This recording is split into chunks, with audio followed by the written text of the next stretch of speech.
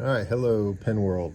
Back for Pen Chat number 4. I think we're at 4 at this point in my limited series. May do 7 episodes total.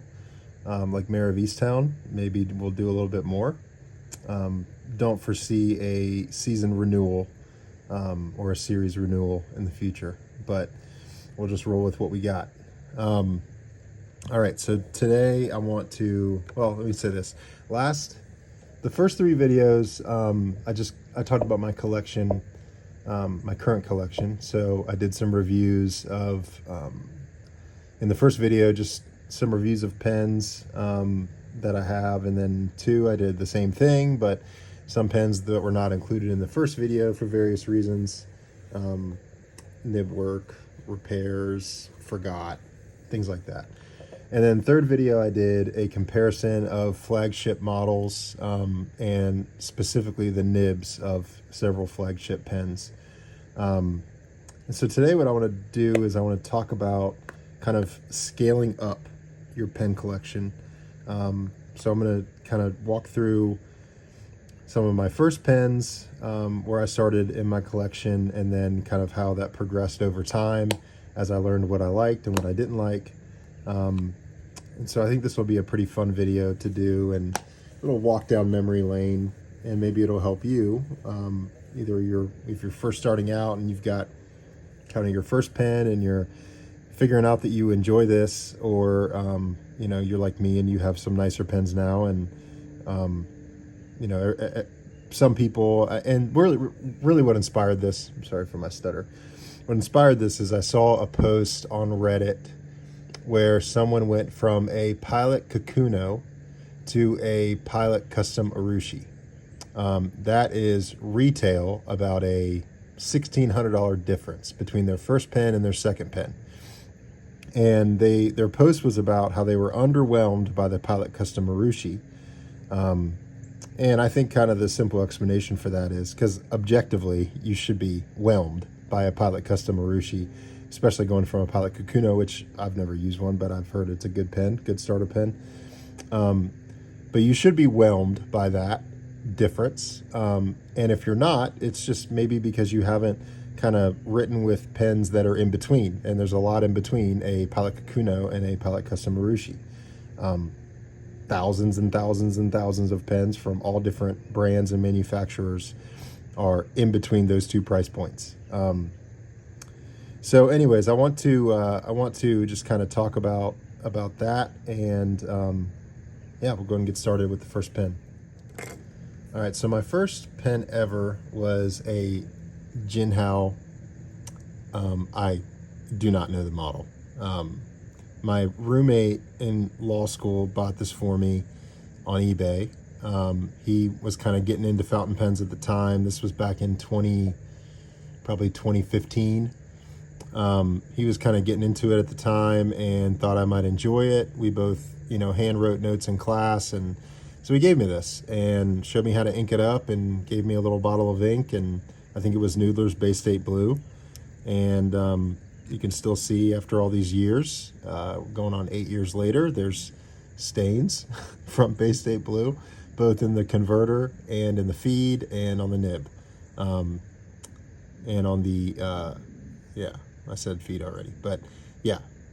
Stains, I've used Pen Flush to try to get it out. I have Bay State Blue, and I could keep that inked in this one, but just to kind of see how easily you can get out some ink stains on a clear plastic pen after 8 years of neglect. And spoiler alert, it's pretty tough. So this was my first, like I said, my first pen, and I, still have it. I don't use it, obviously. I've got other things to use now, but it is just kind of a cool thing to keep around. And, so let's do a little writing sample. I've got, I actually just inked this up about 20 minutes ago. So I've got, let's do, and this is a fine nib, Jinhao, and I'll do question mark for the model, and this is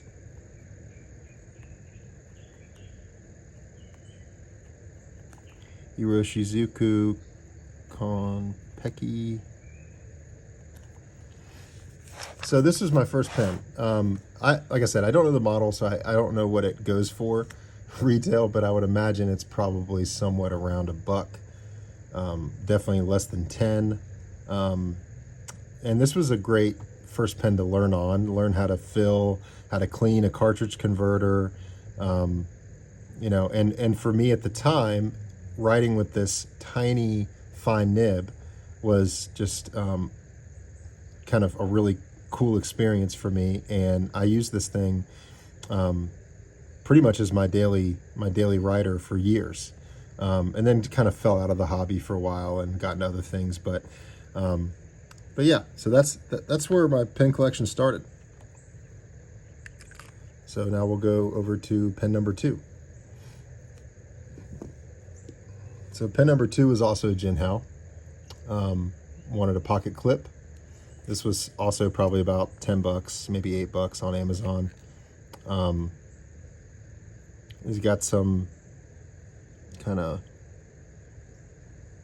this is a medium nib, same size nib, about the same size pen. It's also obviously cartridge converter.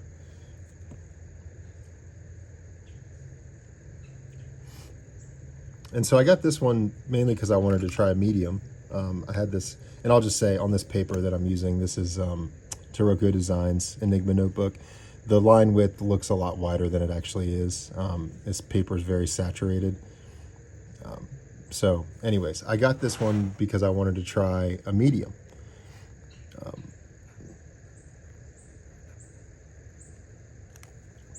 Jinhao, I also don't know the model.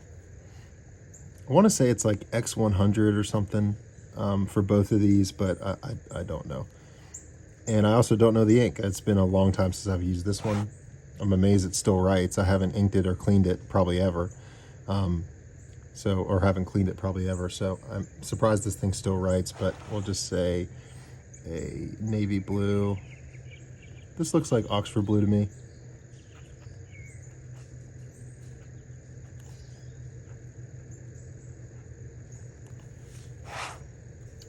So my collection started with 2 Jinhaos. Total of, one was free and one was pretty damn close to free. All right, my next pen was a Sheaffer 100. I don't have that one anymore. I gave that to a buddy. Sheaffer 100, it was like a rolled gold, fake gold body and cap. It was also a medium nib. I realized after I had this little Jinhao that I liked mediums more than I liked fines, and I was still kind of working on my cursive at the time. So medium was just, it made my cursive look a little bit better. It's messy on here. I mean, I'm kind of reaching around this giant tripod here, but no excuses, user error. But I got the Sheaffer 100 in a medium nib and really liked that pen. A very similarly sized nib to this, to these 2 Jinhaos. And I thought it was a gold nib because it was, you know, a gold coating, but it wasn't. It's steel nib. So that was my 3rd pen, and I got that one on eBay. Probably paid $30 for it. And then after that, I got a Lamy LX. Also, don't have that one. Lamy LX. I got that probably on Amazon. I got that in a fine because then I wanted. Okay, I tried 2 mediums. I had only tried 1 fine. This old Jinhao. So I got the Lamy LX in a fine. My cursive was getting a little bit better. It's a little bit easier to write cursive when you're first relearning it from grade school with a medium, I think. And then once it kind of got a little bit better, I wanted to try it again on a fine. So like the Lamy LX, I actually gave that one to my sister to try to get her into this a little bit. And at the time, that was kind of my first nice pen that I had got myself. It was probably $40 on Amazon. But yeah, really enjoyed that pen. Liked the heft of it. I've never used a Safari, but I've held one, and I liked the weight of the LX a little bit more. So I had that pen for a while, enjoyed it, and that's really what kind of jump started me back into the hobby after a couple years. So Lamy LX. My next pen was my first nice pen that I got myself, and it was a Diplomat Aero navy blue in fine, and I bought Noodler's Legal Blue with that pen. And Noodler's Legal Blue, if you've never used it, it's a permanent Noodler's, you know, they're bulletproof ink lines, and it writes like 2 sizes bigger than what the nib actually is. So I was writing with this Diplomat Fine with my Noodler's Legal Blue, and it looked like a broad. It was so I bought a extra fine nib unit from Jet Pens, swapped it out on the Diplomat, and really liked the Diplomat. I had that for about 6 months. It was my daily writer, and then over time I just realized that I really didn't like one, I didn't like the ink, which was an easy fix, and then 2, I didn't like the fact that the grip section was such a huge step down from the barrel and was so narrow and slick. And I've talked about that in my previous videos, that I like everything about Diplomat except for the fact that their grip sections are terrible, in my opinion, or terrible to use for me. So I actually sold that pen and decided, okay, now I'm going to get a little bit nicer. I'm going to scale up a little bit, get a nicer pen, maybe try my first gold nib pen. So that's what led me to my Lamy 2000. So Lamy 2000, I wanted to try gold nib. I wanted, you know, something a little understated. I like the snap cap of the Diplomat Aero, so I didn't want a screw cap. So I got a Lamy 2000 and hated it. Hated the hooded nib. I hated the fact that I could never find the sweet spot on it, and sold that one after a couple weeks, actually. And that was a fine nib. So sold it after a couple weeks, and I know I'm holding one here, but I'll explain that here in a minute. So sold the Lamy 2000, said, okay, now I'm gonna get another, you know, I'm gonna get something a little bit better, something that it isn't a hooded nib. Still wanted to try gold nib again. So I did my first fountain pen splurge and bought a Pilot Custom A23, this one right here. I got this in medium. I obviously still have it. I love it. It's one of my favorite pens ever. Use this one pretty much every day. I've had to send it back to Pilot once to get something fixed on it because I jacked up the blind cap. I stripped the threads here on the plunger rod unit. So sent that back to Pilot, fixed it up, got it back within a couple months. But yeah, so this was my first nice, like, I mean, the Diplomat is a nice pen, and the Lamy 2000 is a nice pen. Anybody who has them would attest to that. But this was the first pen that I got myself that I really, really loved. So we've got Pilot.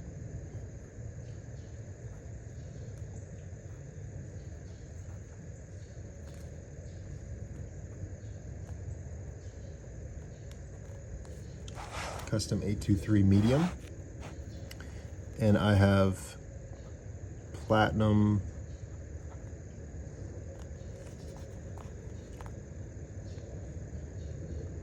I hate when that happens. Blue, black.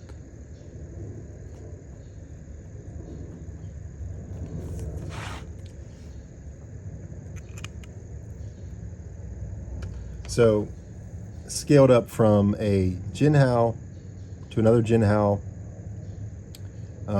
to a Diplomat Aero, then to a Lamy 2000, or sorry, a Lamy LX mixed in there, to a Lamy 2000, to a Pilot Custom 823. And for a while, the Pilot Custom 823 was my only pen that I used. I had sold the Diplomat, I had sold the Lamy 2000, and so I kind of told myself, I'm like, well, this, like, it can't get much better than this, so this is going to be my pen. This will be my only pen. I don't need more than that. Anybody who's into this hobby can vouch for the fact that that's a ridiculous statement, because you can always be tempted to scale up, which I did. So we'll talk about that next. So when I had when I got the Pilot 823 medium, I tricked myself into believing that Pilot's medium is the same across the board with every other medium. So the next one that I got was kind of my first Grail pen, and I wanted to try a Pelican. So I bought a Pelican M800 in the green stripe barrel, and that had a medium nib. Well, as you know, a Pelican medium is in a different stratosphere to a Pilot medium in terms of line width and ink flow. So the Pelican medium, I only had that for maybe a month and just was unusable for me. It was way too wide. I write way too small. So I sold that pen. So the M800, you know, I thought that I really liked mediums and that the medium was my size. And then when I got the Pelican M800 medium, I realized, well, only Japanese mediums have the characteristics that I truly like in a nib. And so if I'm going to get other brands, especially German pens, I need to go down to a fine. So from there, I got a 54T Titan, which was also a splurge. That was also kind of a Grail pen, and I know it's hard to say Grail pen when that's a new brand, but I was infatuated by it. I kept watching YouTube videos. I watched Doodlebud's YouTube video about it probably a dozen times, and finally said, you know what? I work hard. I'm gonna reward myself. I'm gonna buy this thing. So I bought it in a fine, and the 54T fine nib is about the same as the Pelican M800 medium, or at least on this particular nib that I got. It's a number 8 stainless steel. It's pretty bouncy, kind of a lot of the same characteristics as a Pelican M800, and it was awesome to write with. Loved that pen. Had that pen for a while. I don't have it now, which I'll talk about. But so, you know, I'm shifting from fines to mediums, kind of testing out what line widths across different brands I liked. And so I kind of at this point figured my happy zone is somewhere between a Pilot 823 medium and probably a Diplomat Aero fine or Lamy 2000 fine. So my next pen was a kind of the first big scale up, I guess. And this was, I didn't buy this. This was a gift. Got a Mont Blanc Meisterstuck 149, the Origin series, and those only come in a medium. So I wrote with this. The first time I wrote with it, I was like, you know, obviously, wow, this is incredible. These Flagship pens are amazing. I want to try more, but the medium was just way too wide. I had it ground down a little bit, so I had it actually matched to my Pilot medium. So this is my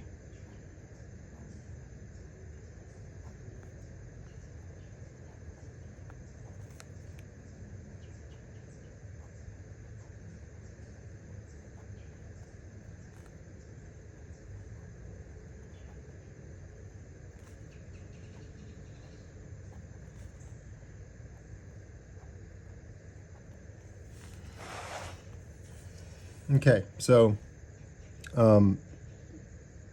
we're, you know, we're already have a pretty big difference between the Jinhao and the Mont Blanc 149, but the Mont Blanc 149 was kind of the first premier pen. I mean, I would call the 823 a premier pen because it's just so popular and such a perfect pen, but this is my first pen that really had this, you know, an 18 karat gold nib, a big nib, really kind of a statement nib, and there's just the unique qualities that go with that.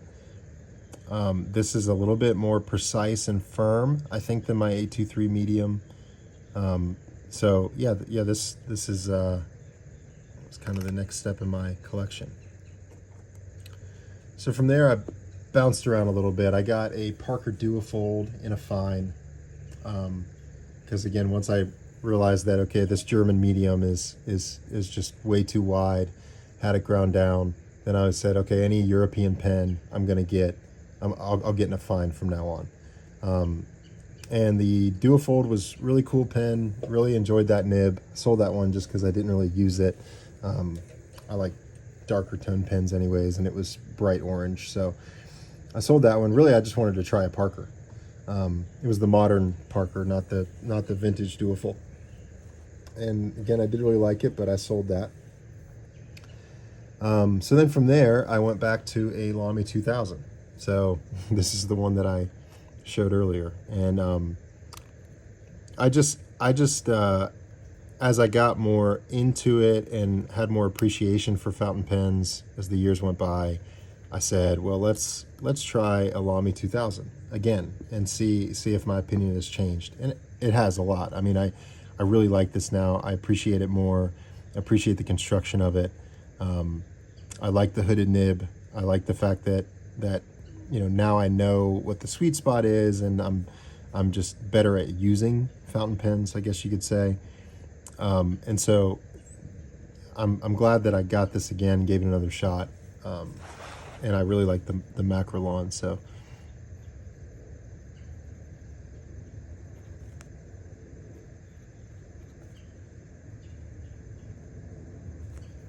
and this is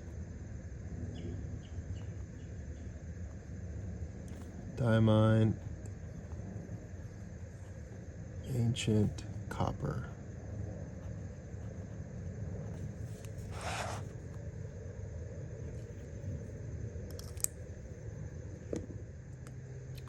So at this point, I've got a Mont Blanc 149 in my collection. I have a Pilot 823 and a Lamy 2000. So wanted to not really scale up, because you don't really scale up from a Mont Blanc 149, but I wanted to just try a Pelican again, this time in a different nib size. And to be honest, I didn't really love the dimensions of the 800. After using the Mont Blanc, I realized that I like thicker pens and heavier pens. So I went with a Pelican M1000 in black. I also didn't like the striped barrel of the M800. I didn't like the green. I know that's blasphemous. That's their classic color scheme, but I like the black. Just think it's really classy and subtle. So I got this in an extra fine, and it absolutely blew my mind. It is just such a unique pen. I talked about it in a lot of detail in my last video, so you can check that out if you want. But just really kind of opened my eyes to the nib characteristics on these larger flagship nibs and flagship models.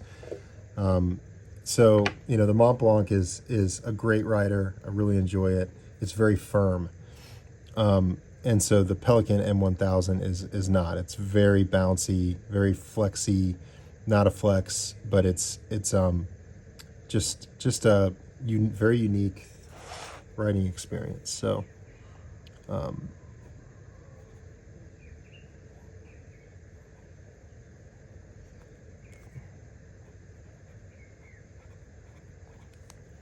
I was actually able to try this in a medium and in a fine.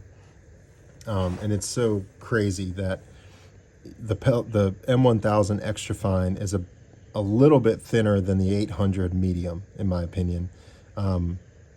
It's probably more similar to an 800 fine, but it's about the same width as my Pilot 823 medium, about the same width as my now Mont Blanc medium, which has been ground down to more of a medium fine. But yeah, so this is the extra fine, and it is a juicy writer.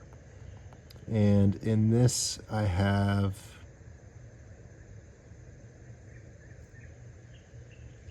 this is not great radio. What ink do I have in here? I think I have Robert Oster True Blue.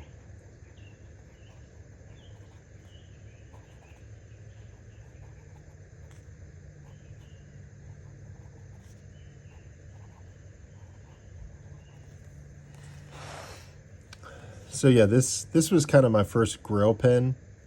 Once I tried it out, I put it on my Grail pen list, and then was able to try it kind of on loan for a couple days, and then ended up just saying, you know what, I need to have this thing. I need to keep it.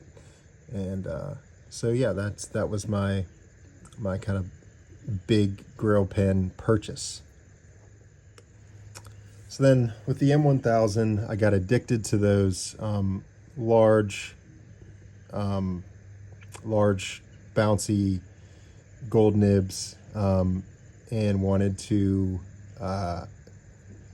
try another one. So I set my sights for a while on my ultimate Grail pen, which became my Grail pen when I really started to use and appreciate my Pilot Custom 823, and realized that I just love Pilot pens. I love the nibs. I love the line width. I love the ink flow.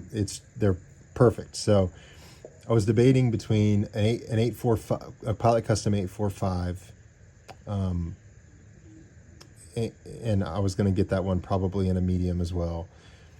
And then I said, well, it's the number 15 nib. It can't be that much different than an 823. So if I'm going to get a Grail pen, I need to actually get the one that I want. So I actually got a really good deal on it. I did not pay MSRP. I bought it used. And I got a Pilot Custom Urushi in Prussian blue. And this thing is it's the pen to end all pens. I mean, I know people like the Namiki Emperor. They look awesome. But I just don't see how you can really get any better than this. It's a really big pen, huge. And let me just, for shits and giggles here. So this is the difference between my first pen and my Grail pen years later. So it's comical, but so the Pilot Custom Urushi is like, I think it's 47 grams, and 20 something of those grams are in the cap alone. So the cap is just massive, heavy, but when the cap's off, it's very comfortable. I mean, it's maybe a little bit heavier than an 823, but not that much heavier. It is an ebonite body, and then it's covered, coated in Urushi lacquer. So it is pretty reasonably weighted and very well balanced. And the grip section is just really wide and really comfortable. And this is just an absolutely amazing writer.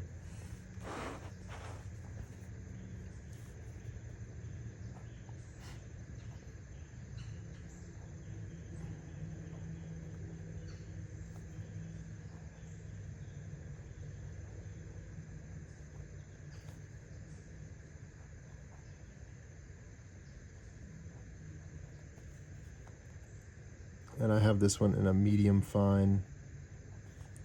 And I have Pilot Blue Black in here.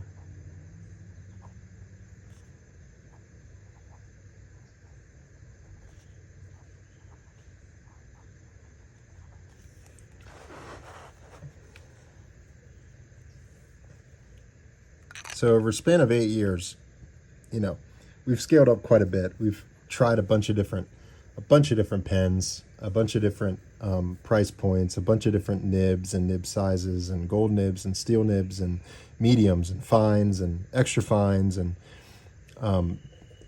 it's really important, I think, to do that if you're going to get into this hobby, is to just, and you don't have to scale up to the level that I have and that many others have, but just try different brands and start out with kind of their base models and try different nib sizes. And a lot of the kind of starter beginner pens like a Lamy LX or Lamy Safari, they have interchangeable nibs and nib units, so it's very easy to just get a pen and then just try out a couple different nibs. And you can always, if you don't love it, that's fine, you can always sell them on PenSwap or on eBay. It's pretty hot market on there. You can move pens pretty quickly on there. And so that's where we that's where we are currently. I have kind of a 5-pen collection at this point. I have my Pilot Custom Marushi. I have my 823. I have my Pelican M1000, my Lamy 2000, my Mont Blanc 149, and then I talked about my Titan. So a few weeks ago, I saw this guy was maybe trying to trade what is another Grail pen of mine, an Auto Hoot Design 08. He was looking to trade that for a bulk filler demonstrator pen, like a Conid bulk filler, or a 54T Titan, or a Gravitas Monster, or something like that. So I reached out to him. We talked for a couple days, and I was really hesitant to trade because I really love my Titan, especially now that I got the nib ground and worked on a little bit. And I just thought it was such a cool and unique pen. So really was hesitant to trade, and then said, you know what? I've been watching videos on this Auto Hoot Design 08 for months, and I've wanted one. And so we did it. So I'm waiting on that to come in. I shipped out my Titan, and then he shipped out his Auto Hoot. So I should maybe have that next week, and I'll do a video of that pen because I'm really excited to get that one. I have it in a fine, I have it in the black. So at that point, I'll have a 6-pen collection. Again, you can also count my Jinhao, so 7-pen collection. And I guess you could count this Jinhao too. So that's the video. I really just wanted to talk about scaling up. Again, I was kind of inspired by that post I saw where someone went from a Kakuno to a Custom Marushi and was kind of underwhelmed. And again, I've tried so many pens, cheaper pens and nice pens in all different nib sizes with different inks and all different types of paper. And I'm pretty dialed in now to what I like, and I know what I'm not really gonna like. I know the sizes and dimensions that I like that are comfortable for my hand. For example, we have a Graf von Faber-Castell event going on at a local pen store here, and I thought it'd be cool to go check it out. But I've held a Graf von Faber-Castell, and I just don't care for them. I don't like the design. I don't like the size. I think the nibs are too small for the bodies. It kind of looks odd. They like the Tomatillo, I think, uses a number 5 nib, which just to me looks unattractive on that pen. And so, I know I'm not going to really enjoy that. So, I'm not going to buy one just to test it out. I've tested out enough pens at this point to where I kind of know. It's not to say that I won't get something in the future if I'm curious about it and then sell it if I don't enjoy it. But I try to keep my collection around 6 pens at a time. I don't like to go over 6 because then I just feel overwhelmed and I've got too many pens that I'm never going to write with all of them. So I hope this video maybe helps you, or maybe you can relate to it. I think it's interesting how people get started when they're collecting something, whether it be knives and you start out with a box cutter and then you say, well, now I'm, it's like going from a box cutter to like a $600 Christopher Reeve knife. Why? To see if you like something else in the middle there. See if you like something else more. I would be totally fine if I just had my 823 and my Lamy 2000. 823 it's so versatile. The line width, even though it's a medium, is not huge, so I can use it in almost any context. Same with the Lamy 2000. I'd be fine with just those two. It's fun to have more, but if you don't try out the in-betweens and you just go from one extreme to the next and you buy a cheaper starter pen, you say, wow, I really like this, now I'm going to buy a $2,000 Namiki Emperor. It's like, what are you doing? Like, try out in between, just like you do for basically anything. You can scale up over time. There's no rush. These pens aren't going anywhere. They're going to keep making them. And really kind of see what works well with you and with your writing style and with your hand size, and whether you're a lefty or a righty, and what types of inks you like to use, and what types of paper you like to write on. Are you journaling? Are you keeping a planner? Are you writing on copy paper? Like that, all of those things factor in, and you really don't know until you've tried different pens. So again, you can always sell them if you don't like them. You might take a little bit of a hit, but it's worth it to have a pen for 3-4 months and try it out and say, okay, now I know I don't like Diplomat, so I'm not going to get another one. For example, not to besmirch Diplomat again, but anyways, that's the video. Thanks for watching. See you next time.